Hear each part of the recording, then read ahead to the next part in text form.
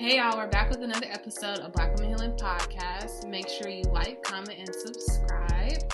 Now let's get into this week's episode. I don't have a discussion question again. Oh wait, I do have a discussion question. Okay. What are your thoughts about being productive as far as like the time? Because you know how we were talking about how they say like if you get up at 5 a.m. you're super productive versus those people who blah blah blah. Like, what are your thoughts about that? For me, it's bullshit. For myself, She cursed y'all. I curse. She'll never curse on the podcast. It just be me, potty mouth. It's PS. So yeah, I'm not a person who, I don't wake up super early.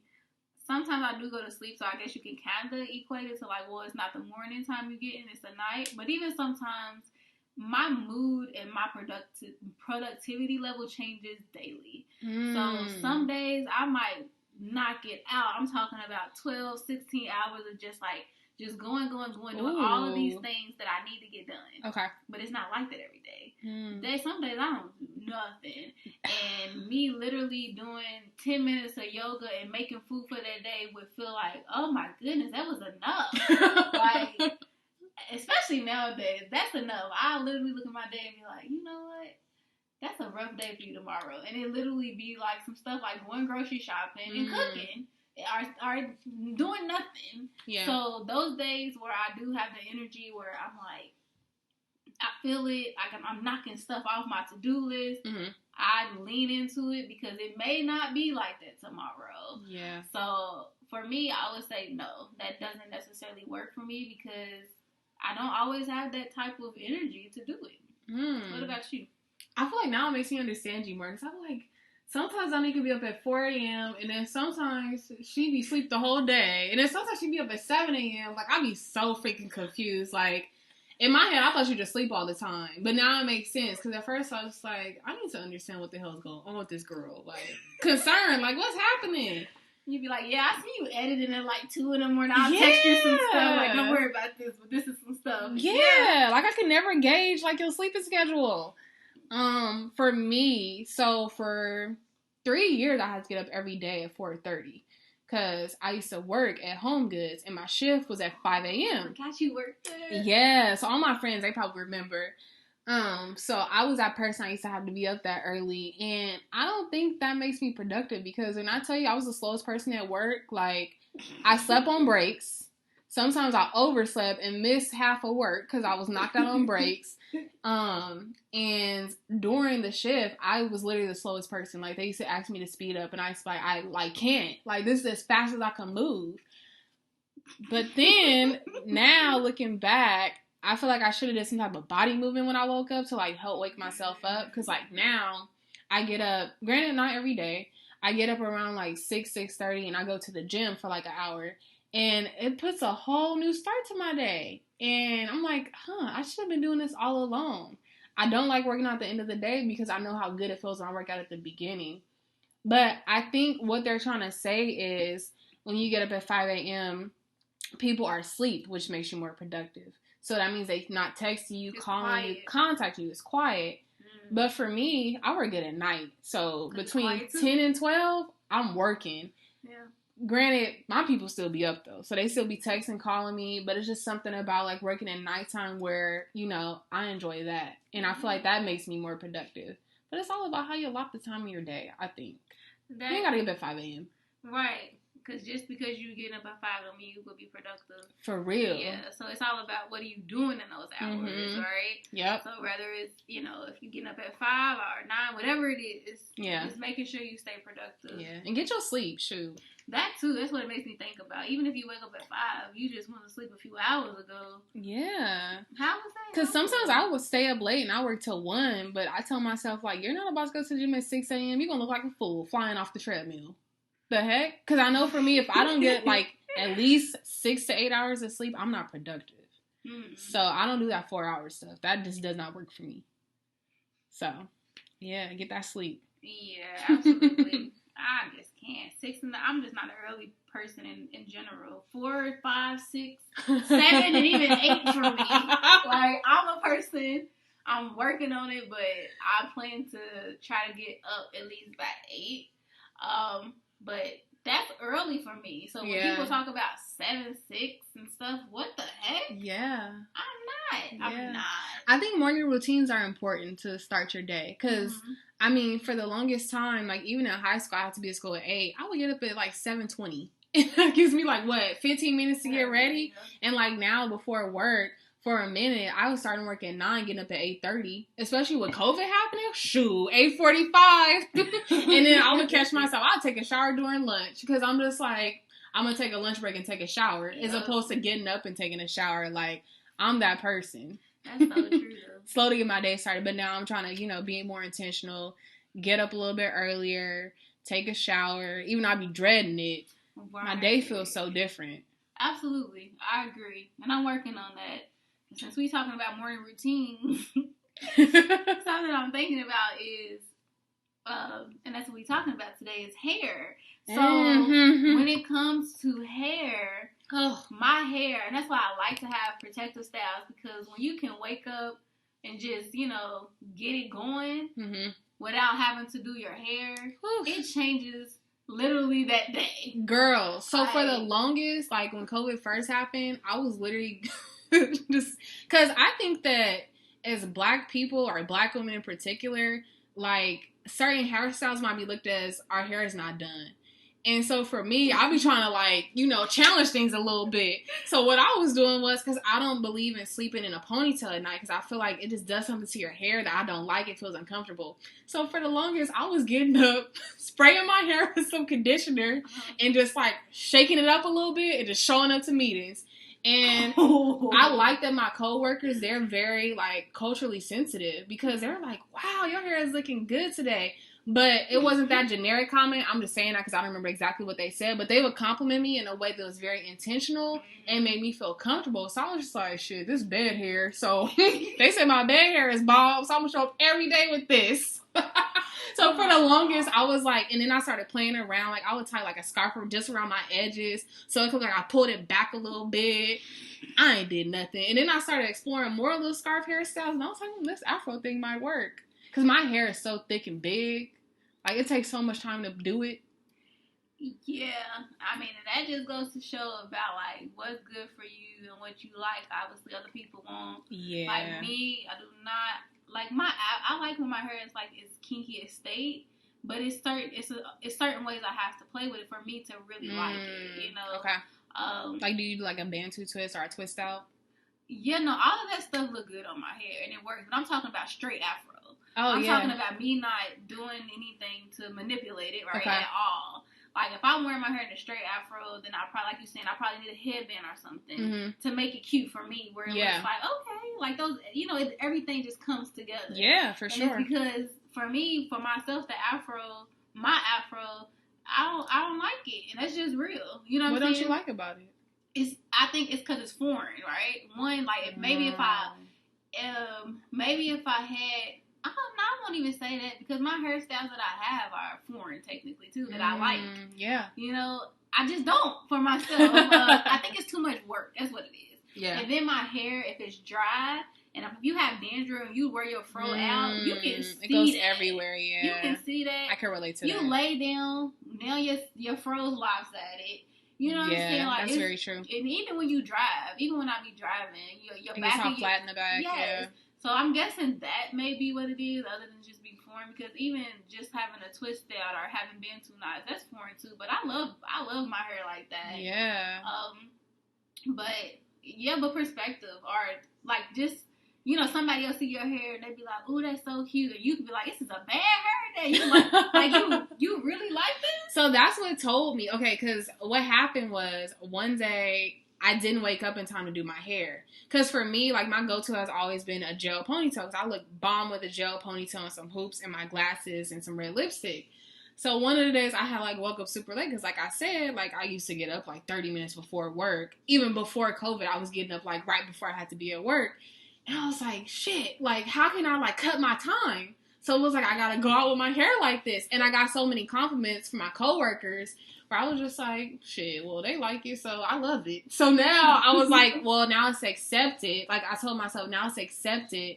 Even though I was scared as shit, because I was like, I'm scared to go to work and then, like, say something about my hair. Because that, oh, your hair looks nice to me, is just like, what else you want to say? You lying. Yeah, but they weren't saying that. They were giving me very unique comments where it was like, okay, like, they really like my hair. Yeah. And from there, I was just like, well, they like it. They all white. I'm going to wear my hair like this all the time. Ooh. So I was looking for that acceptance. Ooh, yeah. And I feel like it was granted to me, so now it's no turning back. So, I mean, did you like it? At first, I didn't like it. Like, when I looked in the mirror, I was just like, what the hell do they see? Like, I'm not understanding. But then I started to really, like, get into it. Because I was like, my hair is cute. Because I had posted, like, a selfie on Instagram. I've never got this many DMs about my hair. And people were just like, wow, your hair. Like, because people were so used to seeing me, like, in braids with a weave, whatever, not my hair out. Mm-hmm. And then all those compliments, I was just like, let me try to see what they see. And then I started looking, and then from there, I was like, let me buy some products. And I bought, like, a hair mask, and then my real curls started coming out from me just wetting my hair. And I was like, I like this. So I've grown to like it, but at first I was just like, I showed up like this because I was running late. Y'all really like this? Wow. Yeah. That acceptance is big. It's Do you think that very if big. no one would have said they liked your hair, or nobody would have said anything, that you would have kept wearing your hair the ways that you were wearing it? Heck no. Heck no. And the reason why I know that is because from there, I feel like they gave me permission to try different hairstyles. And now I look for them to compliment my hairstyles, which I'm like, Myra, you got to stop doing that. But I look to see who's going to compliment my hair and what they're going to say.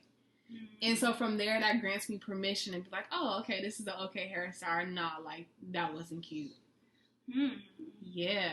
Dang, it's deep. Yeah. Because I feel like, for me, in my experience of being a black woman, like, when I think about different hairstyles that I want to do, I don't want to be looked at as ghetto. So I don't want to show up to a staff meeting because, I mean, I used to be so into, like, this weave thing because having straight hair was, like, the look that you want to have in a professional setting. And so I feel like I've evolved so much from that, but this is still, like, a new job. I mean, granted, it's been a year now. I'm like, oh, let me be careful. Like, I don't want them to think, like, I just rolled out of bed, even though, granted, sometimes I do roll out of bed. So I feel like from there, I've had to, like, play around with, like, what's going to work for them? Like, what's going to work this time? Dang. Yeah. Because I like the colors and stuff. You said it. So what's ghetto? Right? Because you know, immediately, I'll tell you how I think. Usually colors are ghetto. Usually if your hair is like an updo, sometimes can be ghetto. Like if you have like a really big updo. Braids used to be considered ghetto. That's true too. You don't wear braids to the job. Like there's literally research. Ooh, you can literally Google black women and braids at work, and you will see a shit ton of research. That's how you know I'm that comfortable. I'm over here. I'm looking at Myra like braids. When that ever been ghetto? Yeah, that used to be considered ghetto. I mean, now it's not, exactly, but it was so comfortable. Well, for sure, it ain't ghetto. Something funny because you said color. So one day I had came to work and I had like faux locks. And my coworker was like, like you always just try these cool hairstyles that I wish I had the hair to do. And so I was like, because I've always wanted to have a purple weave. And I said this as a test though. Like everybody heard me because I said it on purpose loud enough for everyone to hear. And I was like, yeah, I've been really considering getting a purple weave. Mind you, this was a random ass thing for me to say. And my coworker was like, I cannot wait to see that. And then my other coworker was like, oh, that's going to be bomb because you're so, like, pretty. It's going to fit you. So when they said all this, I was like, okay, I got permission to get my purple weave. Damn. Yeah. Myra, that's bad. It is bad. I mean, and I never noticed it till this conversation. Yeah, but the messed up thing is when you think about, I mean, I'm speaking as a black woman. When I think about any other like race or woman that's another race, people in general, when it comes to hair, they be having all type of wild colors in it. They do all type of weird stuff because they be bored with their hair too. Yeah, and it's not seen as ghetto, like, or unprofessional, or any of that. Because I'm like, you know how many white girls I done seen with purple hair, and it's just like, all right, girl, like anybody, it's not that big of a deal. Mm-hmm. But it's funny, it's interesting how it could be a black woman and a white woman, and both of them have purple hair, but the black woman is ghetto, right? And the black woman stands out. The black woman is even seen, because a lot of times white women have purple hair for a whole year. Nobody paid attention to her. For real. But then the black woman come in the office with some purple hair, and it's like, oh, it's so different. Yeah, it's loud or whatever. And it's like, yo, that one over there got the same thing. Yeah. Like, what are we even talking about? Yeah. But I feel like it's taught to us, because I remember when I was introduced to a weave and I did not want it. So it was such Who forced you to get a weave? My mom. Really? And it's very random, because my neighbor decided to sell weaves.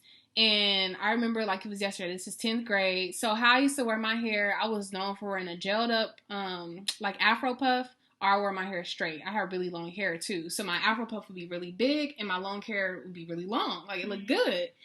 I had really healthy hair. And it felt like my whole life turned around after this weave. So my neighbor was like, yeah, I have this. I don't want to sell weave hair anymore. I want to give this to you. And my mom at the time, my mom used to wear weaves here and there, but she was like, I'm not really doing weaves. Like, I'll save it. So then my godmom, she did hair. So my mom was like, oh, can you like put a weave in Myra's hair? And I'm like, put a weave in my hair? I didn't sign up for this. So then next thing I know, I'm getting a weave. And then I look in the mirror and I loved it. And my mom let me get bangs this time, because my mom is really big on, you don't color or cut your hair, because I don't want you to make the wrong choice. You do that when you turn 18. Do whatever you want. So my mom let me cut my bangs. She went against what she said, and she let me get this weave. So I look in the mirror and I was like, damn, like, who is that? And then I went to school and it was like, everybody was like looking at me. Yeah. So then from there, I got to keep this up. So then next thing, I went out and got a honey blonde weave. And I'm popping from there. And then from there, I just stopped taking care of my hair. My hair was all jacked up. I didn't care though, because I had a weave. And what do weaves do? They cover up your hair, right? So I really got like heavily involved in that. And I was really like a part of that weave culture. But I remember that like it was yesterday, because I was like, I don't want that. Like, that's not cute. And I had just learned how to flat iron my own hair. So I was like, no, I can do my own hair. And my mom was like, well, you get a weave, wear that for 3 months and you're good. Like, you don't got to do your hair. And I was like, no, I don't want it. And next thing I know, I had one for years after that. I want to say I had a weave for like 8 years after that straight. What? I always had a weave. Because then it started to be like, I don't like how my hair looks, because I done messed it up at this point. And you ain't seen it in so long, right? Yeah, the only other hairstyle I had box braids like twice. But besides that, my hair didn't come out. You didn't see my hair. And that's something too. When you have a hairstyle for so long and you don't see your own hair. I mean, even when I get new hairstyles in general, it takes me a few days to get used to it, because it's new. And so sometimes I might not immediately like it. Yeah. Right? So then we thinking about years of not seeing your hair in a different state. And then you see it and you like, maybe it's not even that you didn't like it. You just was like, what is this? No, I didn't like it, because like I said, I didn't like it. No, I didn't like it. Because, okay, I'll give you a little background. Before the weave, I was that person. I went to the hair shop every 2 weeks. But I went to a healthy hairstylist where she knew how to really take care of my hair. And so, like, outside of, like, my hair being, like, flat iron pressed, like, I didn't have heat damage like most people typically have. Like, I had really healthy hair. And I was so used to being, like, the black girl with the long hair and the black girl with, like, the big hair. And then I finally saw my hair and I was like, what the hell happened? Like, my hair touched my shoulders. And I was used to it touching my back, the middle of my back. And then my hair is not as thick as it once was. So then when I see that, I'm just like, nah, I gotta wear a weave. What else am I gonna do? And this is like before natural hair was like a thing. This is before YouTubers were teaching you how to take care of your hair. So at this point, I'm just like, dang, now I gotta keep wearing a weave. And then it got to a point where like 22-inch weaves were the thing. So I was like, oh, I gotta have me a 24-inch. I gotta stud on them, right? So I just feel like it was like this rabbit hole I got like stuck in. And then the guys I would date, they like girls with weaves. So it's like, well, this is what you like. I'm going to give you what you like. So it's like a rabbit hole. Dang, Myra. All these people were validating That's why I would just say all of this comes down to like validation for other people and wanting acceptance and a sense of belonging. And it's like, well, when did you ever like think, do I like this? And do I want this hairstyle, right? Like, what do you know, like, your favorite hairstyle, and what is it that you, like, know, and it don't matter about what nobody else said. Do you know your favorite hairstyle? Like, now or then? Now. That you like, it don't have nothing to do with nobody. You just like this style. Yeah, I love, like, the 10 straight backs. I love thin straight backs with the added hair at the end that touches, like, your butt. I think straight backs are bomb. And I feel like they look so good when you have the accessories to complement them. Like, when you wear, like, your big hoops. I'm a big hoop person. So I like to have different big hoops and stuff like that. But give me straight backs any day with a little bit of baby hair, because I don't overdo it. Just a little bit. And I could rock the hairstyle all the time. Yeah. What's your favorite one? Probably, to be honest, my puff. I wear my puff all the time. But your puff is cute. Thank you. But probably like a day after or two days after I've had like a twist out or something, puff with my edges just laid real nice. I just be feeling like, hey. Ooh, yeah. That's probably my favorite. Yeah, I love that on me. I love puffs too. Puffs are cute.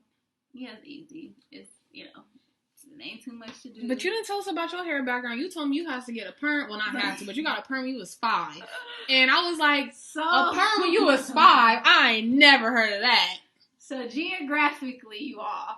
She came out kicking with a perm. Literally. My mom. Shout out to my mom. But, so basically, when I was 5, my sister was probably 9. She's 4 years older. My sister didn't have a relaxer, but I grew up in a household where it was like, if my sister got something, I got something too. So she wanted a relaxer. She was 9 granted. Okay, it makes it a little bit better. It's still kind of young, but okay. I was 5. So I got a relaxer because she got a relaxer. And because literally my mom wanted our hair to be quote easier to deal with. So tired of having to comb our hair out and us crying or smacking. I know everybody. I don't know. I've been smacking with the comb for real. I them bob balls, like just like a struggle. So once we got the relaxers, we still got bob balls and barrettes and stuff. It just was quote unquote easier for her to comb through and all that type of stuff. So I got a relaxer when I was so young. So then from there it was just relaxers, then braids. And if you know anything about relaxers and braids, at that point you're just pulling your hair out because it's so thin and it's so chemically processed. So then went from braids to, I've had weaves before, but not sew-ins, glue. Ooh, no, you did not. I did. It was a thing where I was like, I mean, my cousin, she's always had glue. I would say that was a thing, especially in my city, like community. Like when I think about when I was younger, glued weaves. So I've had that. That was a thing for a while. Yes, I had that. I've literally had one sewing in my life. Yeah, one sewing. One. But you got the glue. But I've had the glue hair before. Yeah. Oh, hell no. Yeah. So I went through all these different phases, and then my hair started to break off really bad. And it's because I had like dermatitis or some type of eczema. It was something, and I have eczema in general, but it like spread in my hair. Ooh. So on top of, imagine your hair itching, and you have to get relaxers. And when you get relaxers, that itches too, doesn't it? It burns if you scratch it. Oh shit! So. I'm just imagining. Oh hell no!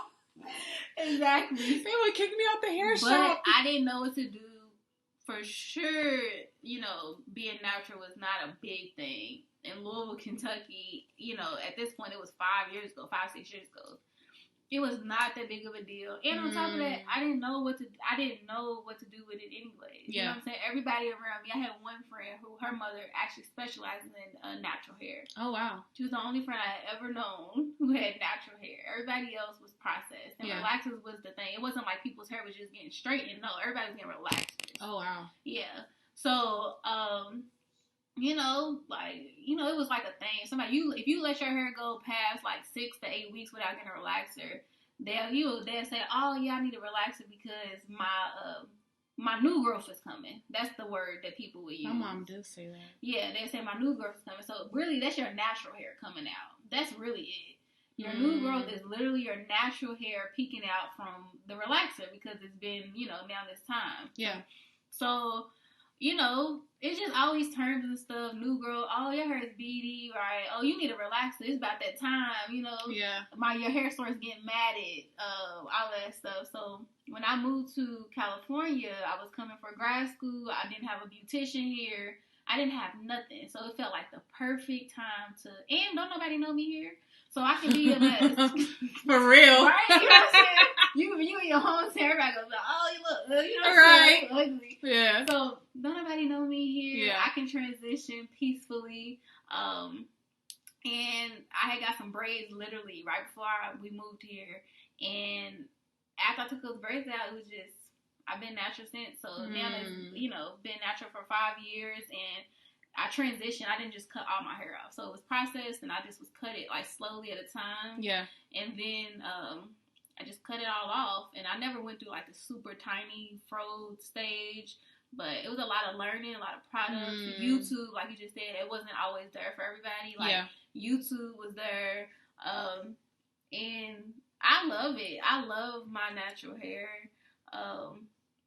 And I never say never, but I never think about getting a relaxer because I feel that and that's the beauty of being a black woman in general. You can do whatever you want with your hair. I can do whatever. If I want straight, I can just get I can get a full sew. Yeah. I can get a wig. Yeah. If I get bored with this, I can change it. You could do anything. It don't matter. And I can still take care of my natural hair with doing that. Yep. I'm not going to damage my shit. Exactly. I damage this weave. I straighten the heck out this weave, right? But I'm not doing that to my hair anymore. Like, I take care of my hair as best as possible. Don't get me wrong. I ain't the best, but I do take care of my hair. And I really do, like, love my hair. I really do love it. But, you know, it's been a journey. And then, you know, just people around you. I feel like I've even, like, kind of influenced my mom and my sister and them to stop getting relaxers. Because they don't get relaxers now. My mom doesn't either. Which is so wild. You know? My mom doesn't either. I'm trying to make her get locks, though. I'm like, that would be so much easier to just get locks. Yeah, no, for sure. I have seen that. And that's another step of, like... Mm-hmm. And I do have a few friends with locks. It's a whole journey, yeah. But I'm thinking about, like, just, like, access. And like this like natural hair journey, because I have this friend who let's just say when we graduated college, she stepped into a whole nother tax bracket. Like the girl makes bank, right? Mm-hmm. And so I'm thankful to have her as a friend because she introduces me to new things. Mm-hmm. So she did like she cut all her hair off, she grew it back, and then she introduced me to there's people you could go to like curl beautician specifically. Oh yeah. Because in my head, to get your ends trimmed, you got to get your hair straightened. I did not know this. And there's a person you could go to that specifically helps you to get your curl pattern back. Yep. And I'm like, had we not been friends? Because, I mean, she has the money to spend on these people. Mm-hmm. Had we not been friends, I would never know these things. I'll probably find out about it through Instagram later on. Because now, granted, you see these people. But I found out about this a while ago because of her. So I'm thankful for the access to her for that. And even, like, the access that, you know, I can access the tools I need to take care of my natural hair. Because natural hair care is not cheap. And I think about the people who don't have the access to that. And I hope that there is some type of, like, fund eventually for access to that. I am thinking about, like, because I work in foster care. And my company specifically, like, it really melted my heart because they applied for a grant to teach parents to take care of black hair, and then it comes with products specifically for black hair. Oh, snap. And the fact that one of our supervisors thought of this, a white woman, I was like, yeah, there's possibility. Like, I'm hoping that other people who are homeless and stuff like that, they can get the access to, you know, natural hair care and stuff because it's not cheap, and the products that we need cost a lot of money. I agree. And you barely get any product in what you get. Right. You be like, oh, dang. You be trying to just get a little ample size. That's what they say on the back. Uh-huh. But, you know, because immediately when you said it, I was like, but you can make most of this stuff yourself. That's the thing. A lot of the natural products, you can literally go to the store. I'm not good at making stuff. But hold on. Because then I start thinking, but a lot of times, though, even those products you buy from the store are not cheap. It's like the more expensive oil sometimes. So maybe, and sometimes the Dollar Tree will have like grapeseed oil and stuff. But You barely get that much though. You have to really like do a lot of research if you are making your own products to even find where the cheaper prices are, and to see if it's even for your hair texture, right? Because that'd be different too. Everybody got their own oils that work for them. Yeah, that's actually a great idea though. Did they already have like a name for it and stuff for the grant? Or is it a program or what is it was just like a grant that they applied for that like funds, specific classes for these people. There ended up being, there's a lady who's like doing her dissertation on like Black foster kids and like hair care. So she's pretty cool. If I could like find her information, I'll share it. But yeah, I don't know what it's called, but that made me think about access though. Cause my friend, it's so funny, like when you make money, cause I think about like if I were in grad school, my friend suggested these products to me and she was like, they're expensive. And I was like, girl, this is $25 for a jar. And then she was like, that's expensive. And I thought about it, like if I was like in college still, I wouldn't have bought that. But because I actually make money, like $25 is like $5 to me, right? Yeah. But then what about for the people that don't have access? Because even then I was thinking about, because I have a lot of hair. So this $25 jar, I think I was able to use it 4 times. Damn, that's horrible. Horrible. Bomb-ass product, though. And it's worth the $25. Mm-hmm. But what about those other people that don't have access to that? What happens to them? This is true. Like, and then for me, like, I can't make stuff. Like, when I try to make stuff, I'm sloppy. Like, nothing comes out right. The only thing I can make from scratch is food. But outside of food, you don't want nothing I made. So, like, I thought to make, like, the hair care stuff at home. I tried. Yeah, no. Yeah. No. I don't trust myself. Yeah, I don't want to do it. But I can't do it. I literally can't do it. Myra, you can do anything. No. When it comes to making stuff, I'm good at a lot of things, but I'll be straight up and say I'm not good at making stuff at home. Like I said, when it comes to food, I don't got to measure nothing. I can make stuff.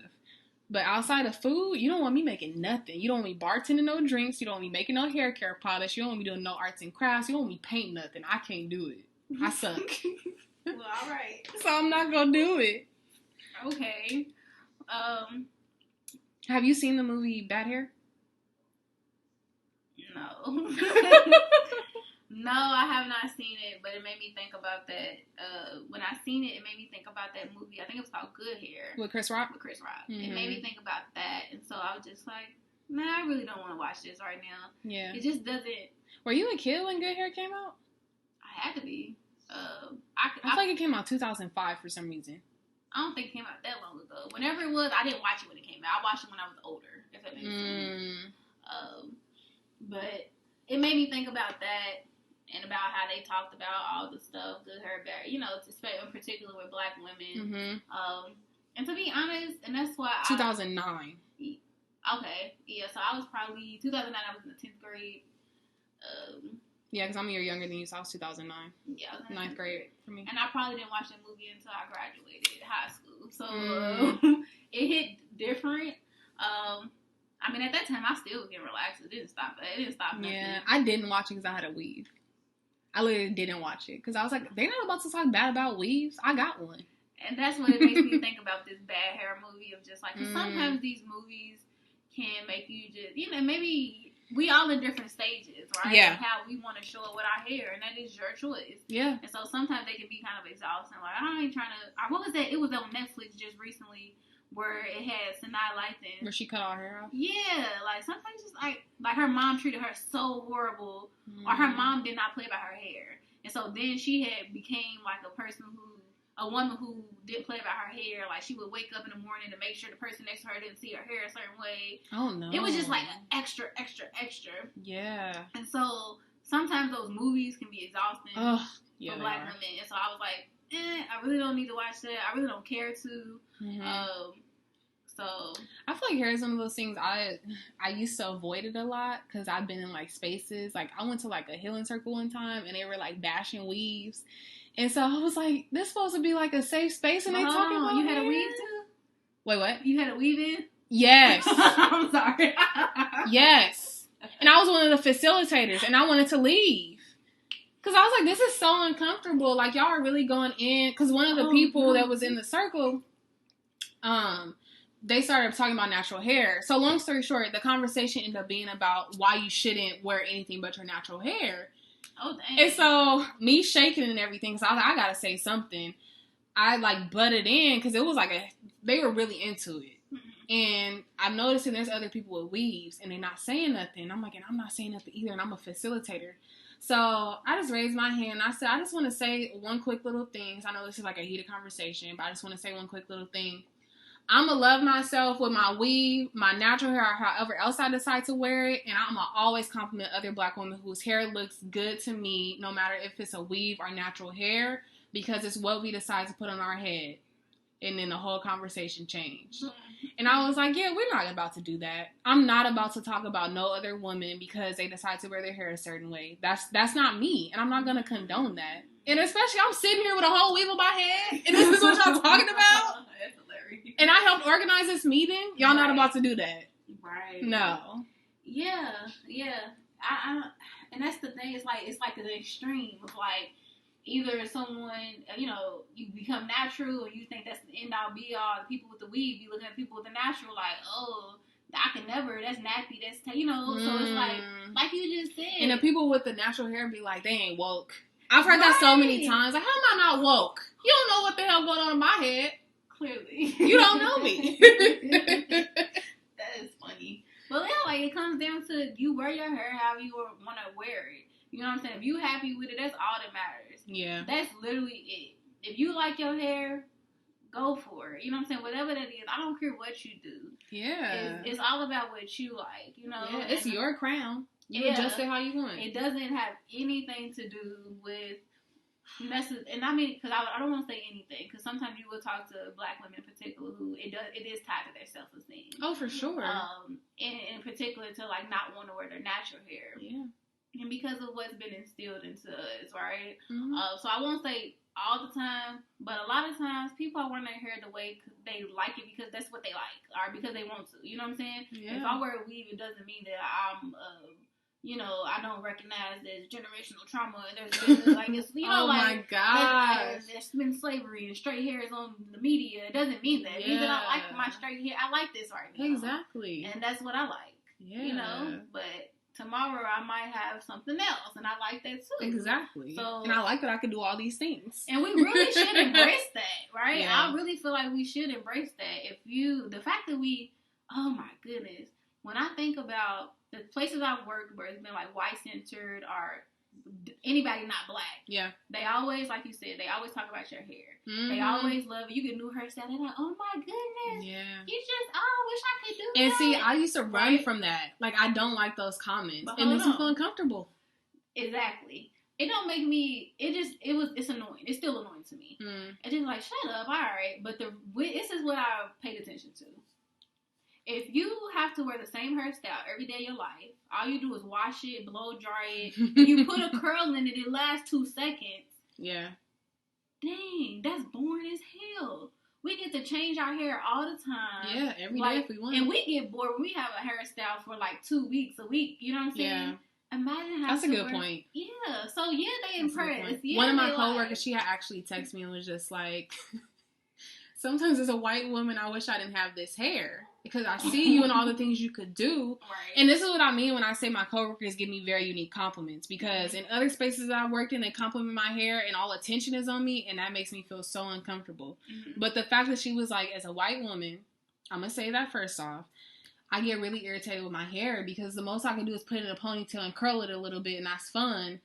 But then I see you and I'm like, well, damn, what's she gonna do next week? Like, I look forward to seeing what she's gonna do next week because I can't do any of it. Yeah. And that's what I mean when I'm like, okay, these are the compliments I like because it makes me feel like, okay, like, this is cool, versus like, oh my God, like, you changed your hair again. Okay, and I'm gonna change it again next week because I want my hair frizzy.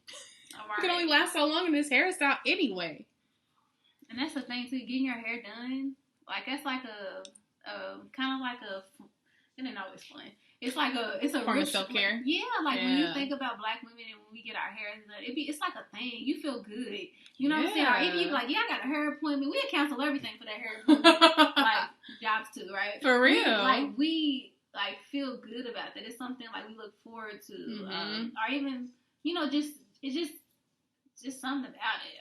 Yeah, for sure. Yeah. It's funny that she said that because I have this one particular hairstylist who I love, but I don't love her prices.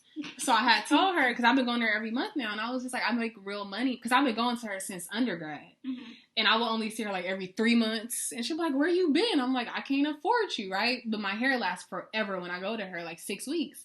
So I was like, now I make big girl money, so you'll see me once a month. And she's like, yes, that's what I'm talking about. And I was just telling her, like, I appreciate you and your prices, but I can't always afford them. And I appreciate, you know, like being in your presence, because when she does my hair, like I look in the mirror and I'm just like, damn. And then I know it's going to last. Like it lasts me a good amount of time. So yeah, I'd be calling off work early for that.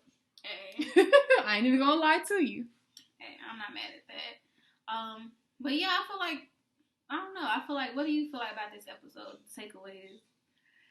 I feel like the takeaway is explore what you like for your hair, because I mean, as a kid, your parents did your hair, so you might be stuck with those hairstyles, and then as you get older, you might see other hairstyles on other people and feel like that's what you have to do. But I think it's all about just figuring out what you like what do you like about your hair, and really like exploring that, because there's people to help you out for every hairstyle at this point. So I mean, free game on YouTube. Hey, YouTube for everything. YouTube for the win. For real. For real. Y'all want to know a random story? So there's this girl. Her name is Hey Fran Hey. And she does like all natural hair stuff on YouTube. And this is when I was first starting to get into natural hair. So I wasn't going to fully commit yet. I still had my weed. But I was like, let me just watch a few videos. So I was watching her videos. And then I went to Cuba the next week. Tell me why I bumped into this lady. Really? Yes. What are the odds? And funny, we were talking about staring on our last episode. She was staring at me. So I just went up to her and I was just like, hey, like, do I know you? Because, like, I see, like, we keep looking at each other. And she's like, no. And then I was like, hey, Fran, hey. Mind y'all, the Friend Zone podcast, super popular podcast. I'm sure y'all probably all heard it. And she did the Insecure podcast. Anyway. But, yeah, random story. And I ran into her. And I was like, this is a sign. Maybe I should try and be natural. And not shortly after, started becoming natural, like dipping and dabbing in it. Mm-hmm. Yeah, but she has her videos are still up there, super old, but she gives really cool tips. Yeah, for sure. YouTube for the win. Any hairstyle you want at this point. Yeah. I'm talking about if you want some faux locks, if you want some mini braids, what's it called, micro braids, anything you want. I've done passion twists on my hair. Anything. Randomly. And passion braids are cool too now. Donika got some in her head. Yeah, these are cute, and I think I found them.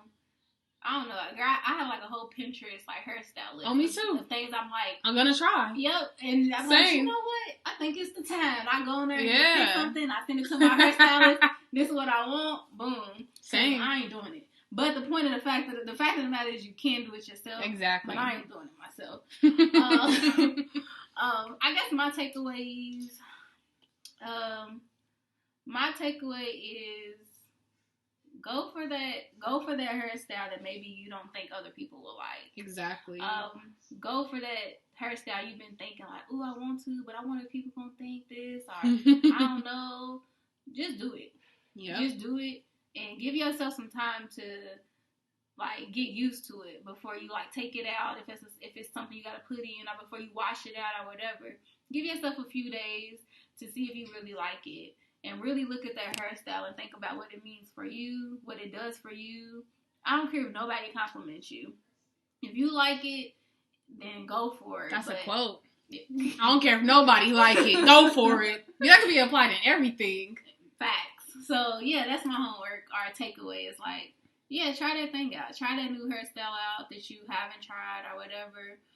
Don't feel insecure about these trends. Like, if you do a hairstyle that somebody else got, y'all gotta chill on that. Do you? If you like that hairstyle, it's not a big deal. Right. If you like it, get the hairstyle. But yeah, just go for it. Well, thank y'all for tuning into this week's episode of Black Women Healing Podcast. Be sure to like, comment, and subscribe, and we'll talk to y'all later.